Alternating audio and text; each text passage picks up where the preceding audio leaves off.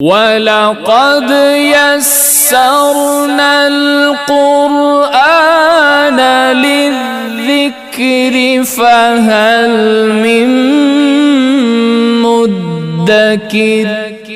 کہا گیا کہ جنت میں مردوں کو تو حوریں ملیں گی اور عورتوں کو کیا ملے گا؟ یہ بھی ایک سوال ہے۔ سوال تو بہرحال سوال ہوتا ہے۔ پہلی بات تو یہ ہے کہ جب یہاں فرمایا کہ وَلَهُمْ فِيهَا أَزْوَاجٌ مُطَهَّرَةٌ هُمْ فِيهَا خَالِدُونَ،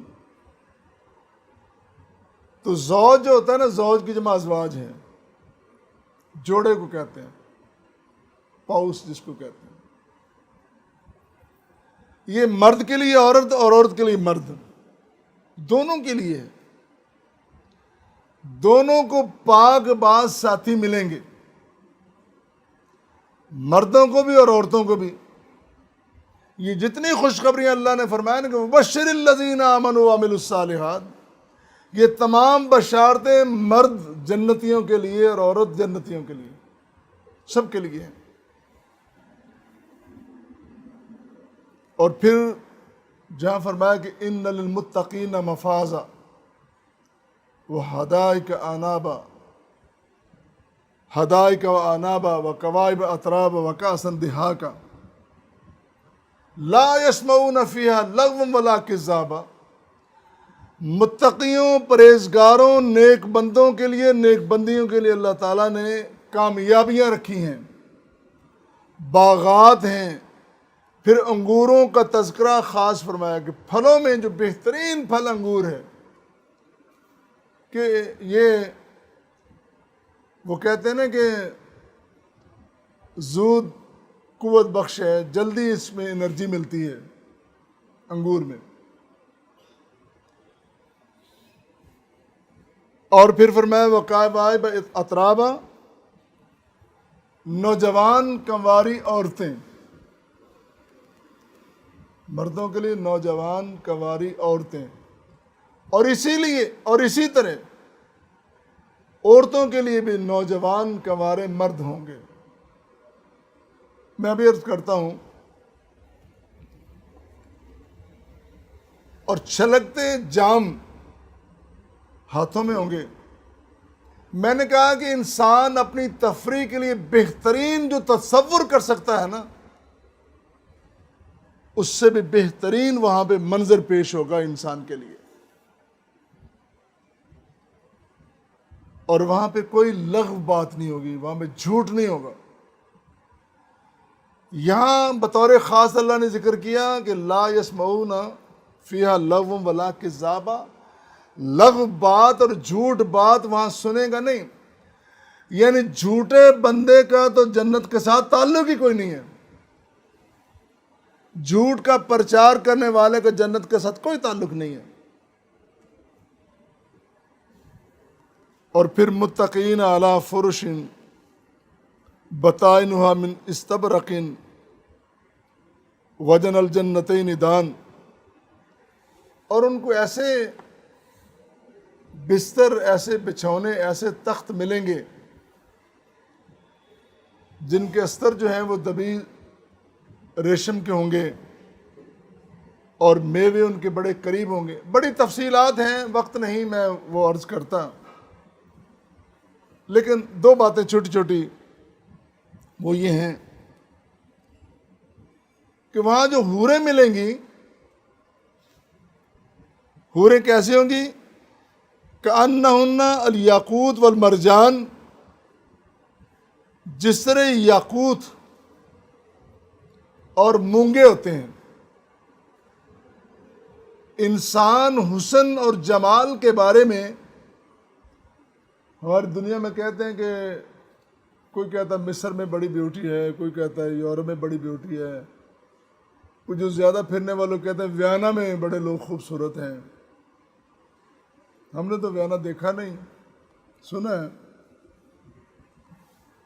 لیکن یہ دنیا میں جتنی خوبصورتی ہے یہ مثال جنت میں نہیں دی جا سکتی۔ میں نے کہا نا کہ انسان کی چشم تصور میں جو منظر آ سکتا ہے حسن و جمال کا، وہ وہاں پہ ہوگا۔ اور پھر سورہ رحمان میں اور ایک اور مقام پر عورتوں کا تذکرہ علیحدہ ہوا اور حوروں کا تذکرہ علیحدہ ہے.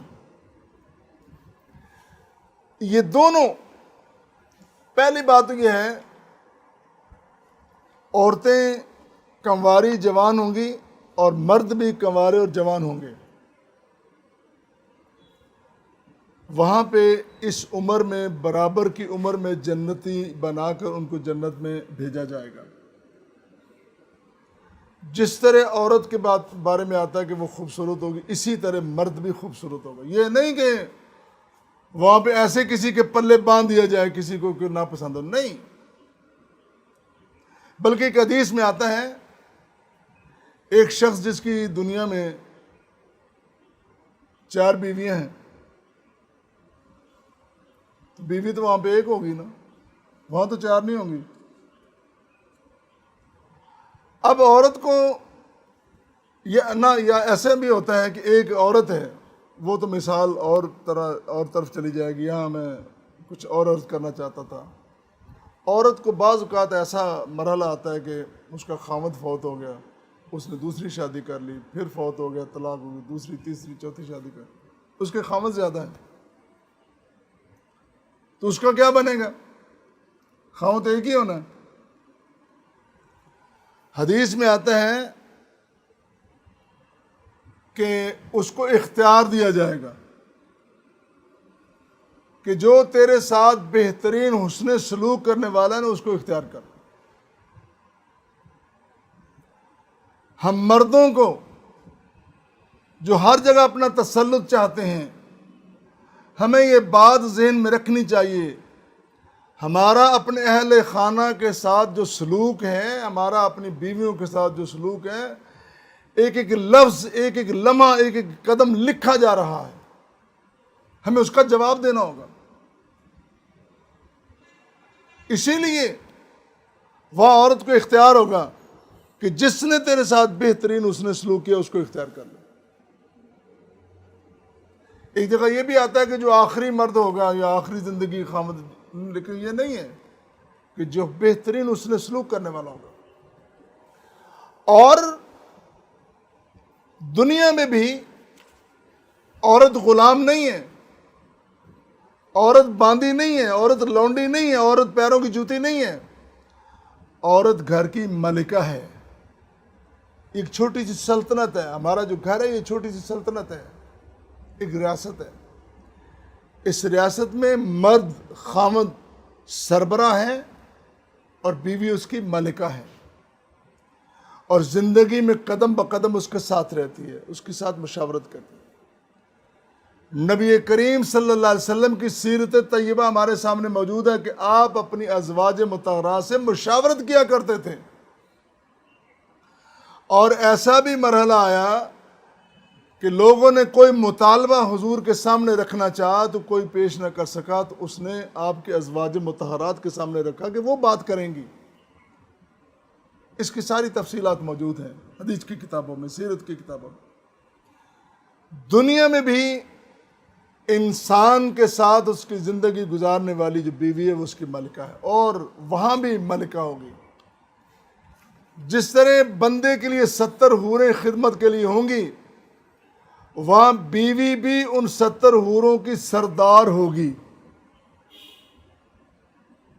بیوی وہاں پہ سردار، وہاں لونڈی نہیں ہوگی. اور دوسری بات یہ ہے، سب سے بڑی بات، کہ جتنا یہاں ہمارے اندر کوئی طمع لالچ موجود ہے، یہ وہاں نہیں ہوگا. یہاں پہ جو حسد بغض کینہ مردوں میں بھی ہے، عورتوں میں بھی ہے، اور عورت کسی سوتن کو تو بالکل برداشت نہیں کرتی ہے، وہاں یہ چیز نہیں ہوگی. عورت کا سینہ کینے سے، حسد سے، بغض سے صاف ہوگا. اس کو یہ مسئلہ ہی نہیں ہوگا کہ یہ 70 حوریں کیوں ہیں. یہ بات سوچنے سمجھنے کی اصل بات یہ ہے کہ وہاں جو منظر ہوگا بڑا پاکیزہ منظر ہوگا. یہ باتیں وہاں ہوں گی ہی نہیں کہ یہ کہاں سے آ گئی، وہ کہاں سے ہوگی. اور حسن و جمال اس قدر ہوگا، دنیا میں تو مثال نہیں دی جا سکتی. اگر عورت جو ہے یا حور جو ہے جنت کی وہ ایک نظر ڈال دے دنیا میں، کتنی بڑی دنیا، زمین و آسمان روشن ہو جائے اور تمام خوشبو سے بھر جائے، اور وہاں کا ایک دوپٹہ اتنا قیمتی ہے، دوپٹہ باقی لباس کتنا قیمتی ہوگا، باقی جواہرات کتنے قیمتی ہو گئے۔ یہ حدیث کی باتیں ہیں، اور حدیث کی باتیں سمجھ ان کو آتی ہیں جن کا ایمان ہے، جن کا یقین ہے کہ پیارے پیغمبر علیہ الصلوۃ والسلام کو اللہ نے خاتم النبیین بنا کے بھیجا ہے اور سچی حقیقی باتیں کرنے کے لیے بھیجا ہے۔ آپ نے فرمایا کہ اس کا دوپٹہ اتنا قیمتی ہے کہ دنیا ساری بھی اس کا مقابلہ نہیں کر سکتی۔ تو میرے بھائی، یہ تمام تر خوشخبریاں پاک باز لوگوں کے لیے، اچھے کردار والے لوگوں کے لیے، اچھی سوچ والے لوگوں کے لیے، زمین میں امن قائم کرنے والے، فساد نہ کرنے والے، اللہ کے دین کے پرچم کو سربلند کرنے والے، اپنی جبینوں کو اللہ کی بارگاہ میں جھکانے والے، ان کے لیے یہ ساری خوشخبریاں ہیں۔